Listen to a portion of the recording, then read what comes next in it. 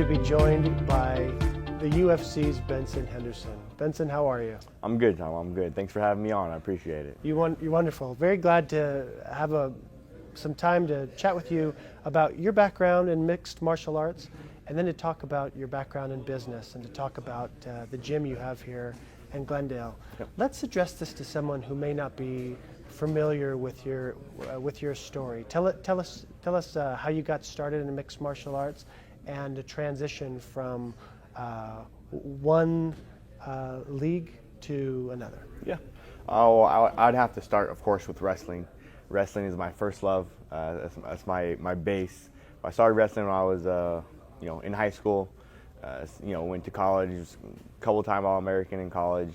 After that, after graduation, athletes still have a desire to compete, but there's no NFL, there's no NBA, there's no Major League Baseball for wrestlers. It's normally you're the top 1% of the 1% and go to the Olympics, or your wrestling career is over. But we still had such a strong desire to compete, to do something.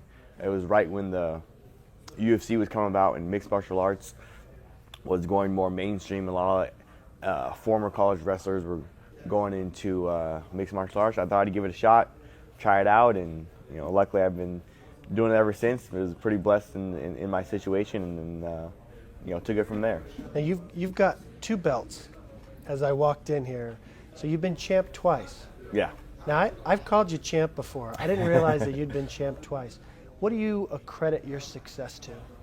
I would have to credit a lot of my success, a large majority, to obviously my parents, my mom, instilling in me a lot of the stuff that the personality traits are who you're going to become later on in life, and then wrestling as well. Wrestling, I think, helps you so many facets of life. Like, people think about wrestlers and it's just on the wrestling mat, in the wrestling room, working out, but that's not it at all. It encompasses so much more.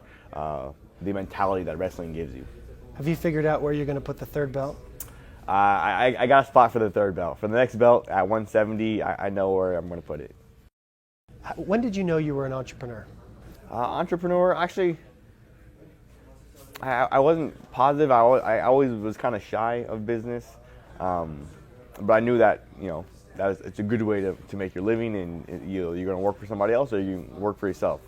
But I'd say after my fighting career, or after I got started in my fighting career, I kind of realized, okay, well, this is where I can put it all together. This is my opening. Before fighting MMA, I never really knew where my opening in business would be. I didn't know where I would go towards. But with MMA, my career, it gave me certain openings, certain opportunities, and I ran with those. What's your philosophy on partnering and hiring the right people? Philosophy for hiring the right people and partner is make sure you're just smart about it. Hire and consult with as many people as you can. Getting extra opinions is never a bad thing, because if they're bad opinions, you can discard them. Maybe there's a gem, maybe there's a pearl of wisdom in there, and you're smart enough to listen and ask the right people. Maybe you ask a few wrong people. It doesn't hurt anything. It doesn't hurt to ask any bad questions, so to speak. So I asked a lot of opinions. I got a lot of info from people, and then from there, as far as who you partner with, and as far as your hiring process, you just gotta be smart. You gotta do your due diligence. You gotta do your research as to who you're gonna entrust to with your money, with your business. What's your philosophy on getting the word out and marketing the brand of your business? I would say the biggest thing I've learned is no matter how much money you put, unless you're a giant corporation, no matter how much money you put into it, word of mouth is always the best. If you have millions of dollars to put into actual advertisement, that's one thing. But other than that, though, just the word of mouth is by far, and I think studies have shown, but word of mouth is by far the number one way you can get your business out there. Now, this is an interesting question to ask you, because there's a sports aspect to it and there's a business aspect to it, but a lot of people have concerns when they get involved with business because of the legal environment, and they don't want to get sued for this or for that. What's your strategy and philosophy when it comes to attorneys? Philosophy as far as having attorneys is make sure you have a good one.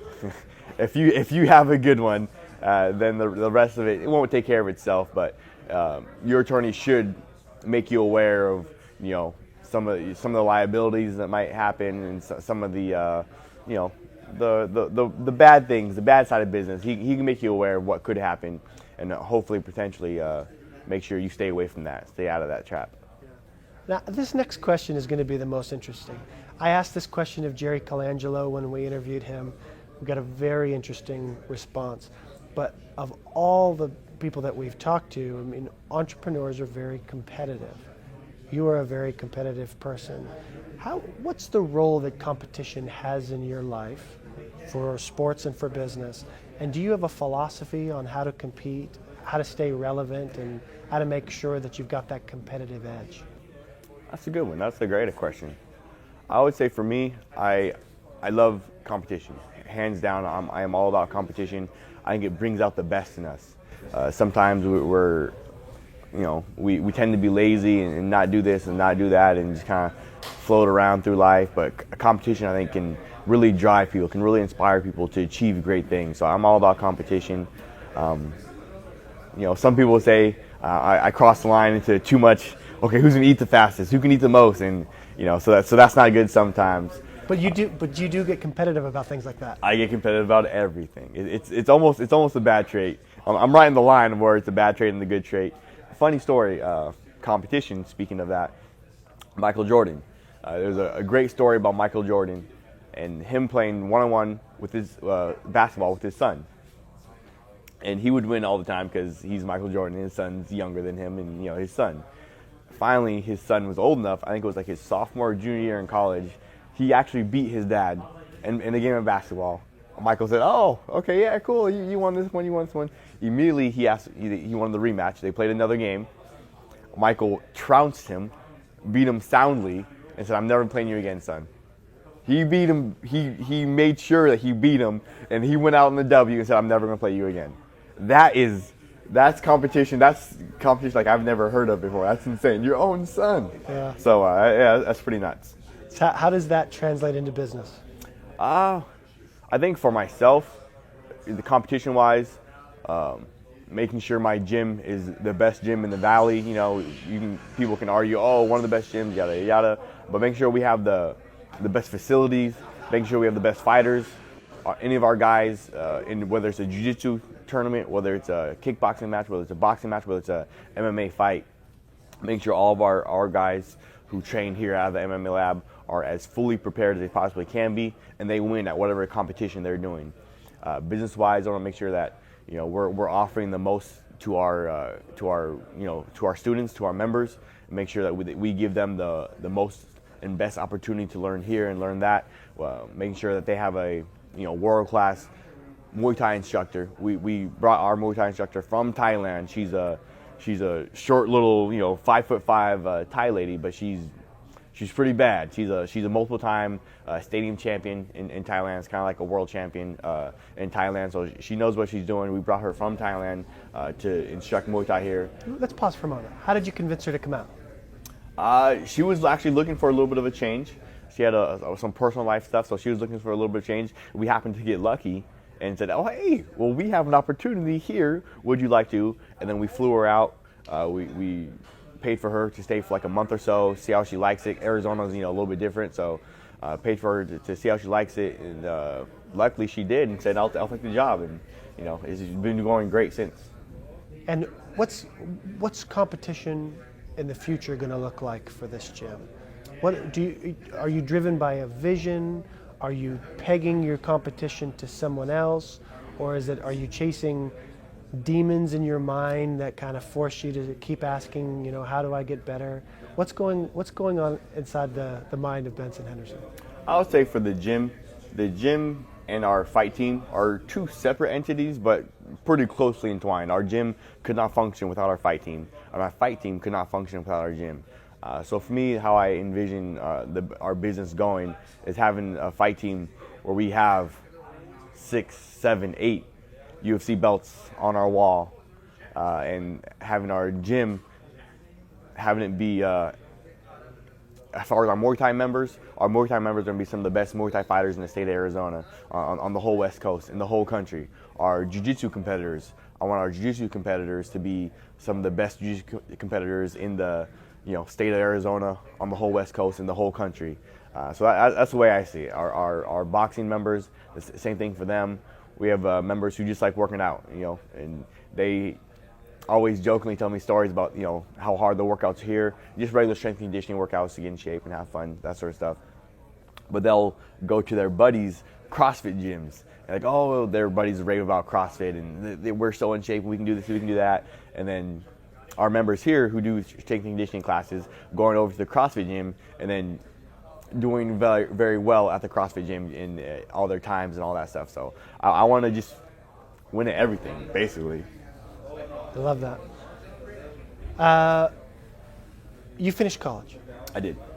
Let's talk to someone right now who's considering being an entrepreneur that has not gone to school, doesn't have a desire to go to school. What's one college class that you think they need to take in order to prepare them for the challenges of owning a business? One college course to take to prepare for owning a business. I'd probably say a small groups communication course. Because we think we know how to talk to people. We think we know how we are coming across. We have a lot of ideas about, I thought I said this the right way, and for some reason the small group you're talking to, they heard it another way, they took it another way. So as far as being conscious, being aware of how you come across in a small group, saying the right thing, saying it in the right way, making sure you have the right dynamics in a small group, because most businesses are going to be small groups, unless you're, again, in a huge multi-billion-dollar corporation. Most businesses, small businesses in Arizona, are small groups. So I would definitely say a small groups communication course and being aware of how you come across, how you're talking to your small group. Do you have a favorite book? Favorite book? I have a ton. I have a lot. I'll throw out, what was it? T.H. White, T.H. Eliot, The Once and Future King. Yeah, T.H. White. Yeah. Yeah, I love that. Yeah. My favorite line from that is when he turns him into a tadpole and says, "There's no compensation for experience," or something like that. Amen to that. Your favorite movie? Favorite movie? My wife gives me a hard time about this all the time, but I gotta go with Princess Bride. It's a classic. It's an American classic. Yeah, that's good. Yeah. Inconceivable. Yeah, inconceivable. And do you have a mantra? Do you have something mantra? do you have something that you live by? For me, I would say my mantra in life, and I apply it to not just my career, not just me working out, not just wrestling, not just MMA, but again, in my business life, even in my personal life, everything, is I want to work harder than anybody else in the room. So in our practice room, we have 20 UFC fighters, a ton of young up-and-comers who are be big names in this sport. Every time I practice, every time I go in to work out, I want to make sure I'm the hardest worker in the room. I look around, I make sure I'm working harder than anybody else. So I take that and I try to apply it to everything else. Did you have a mentor? Mentor, I'd say I've been really blessed and really lucky. Most of my mentors, the guys I really looked up to, I was a parent of a single family like a lot of kids are nowadays. So I didn't really have a father figure in my life. So I'd say most of my wrestling coaches were my mentors / kind of father figures. And I don't know. Maybe at the time I didn't realize how much I looked up to them, but looking back, I'm 31 years old now. So looking back when I was 14, 15, I first started wrestling, I see how much I looked up to and emulated and admired my wrestling coach, Mike Bressler, and how much he impacted me still to this day. And the decisions I make now and the person I am now. Same thing for my college wrestling coach. Great man, great father. He has 5 kids, 6 kids. Steve Costanzo. And looking back now, I was in college. I was like, oh, I'm a grown man. I'm 19 years old. I'm 20 years old. I'm a grown man. But still, we don't realize how much I looked up to him, admired him, emulated him, and all the things he did. So I definitely have to say my wrestling coaches. Now let's end on addressing a 14-year-old that could be watching this. That's the next Benson Henderson. What advice do you have for that kid? I would just say to the 14-year-old kid out there, find what it is you love and then go and do that. As cliche as it is, I was lucky enough. I love wrestling. I love competition. I love MMA. So it's easy. not easy for me, but it's easy for me to fully embrace it. If you do something you don't love, you're not going to be able to fully embrace it. If you don't fully embrace it, you won't be able to have wild success with it. Yeah. I want to thank Benson Henderson for taking the time to